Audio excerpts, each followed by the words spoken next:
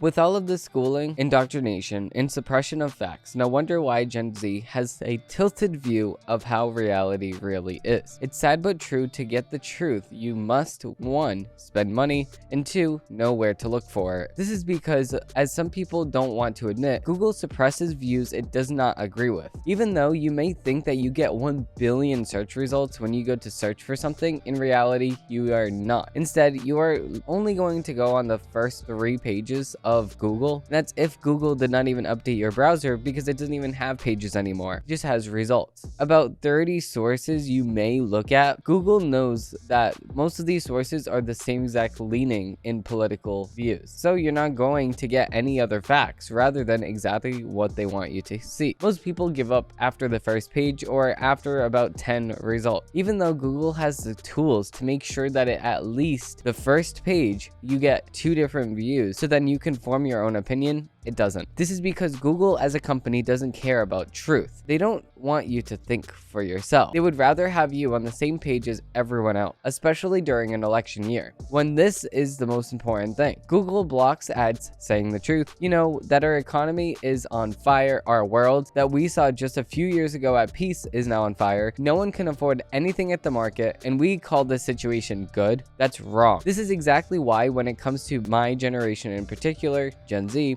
it was hard to break the bond that I was born into. The lookup on Google, trust what the authorities quote unquote tell you, just go along to get along. But that's not the best way. At the end of the day, you would feel way better about yourself when you are standing up for what is right, not just because somebody over there told you that you should feel a certain way towards this thing over here. If you ask Gen Z right now if they would rather save their dog or a drowning person, they would say the dog. What does this tell you about society that we live in? It says that we are living in a society that it doesn't value human life. Instead, it follows a moral compass primarily made up of what you want to do on a single day without any thought of what you should do for the greater good or for your country. Speaking of doing things for your country, Gen Z hates this country and all of our ancestors merely because we were born at a time different than our ancestors. Not one person said that George Washington was right to have slaves, but we can't take away the greatest achievements of all time merely because of that. All of that being said,